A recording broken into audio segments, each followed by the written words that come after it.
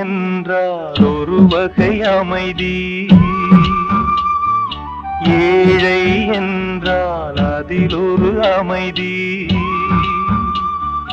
நீயோ கிளிப்பேடு, பண்பாடும் ஆனந்த குயில் பேடு.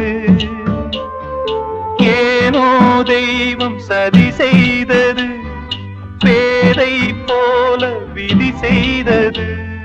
கண்ணே கலைமானே கன்னிமயிலென கண்டேன் உனை நானே. அந்திப் பகலுனை நான் பார்க்கிறேன், ஆண்டவனை இதைத்தான் கேட்கிறேன்.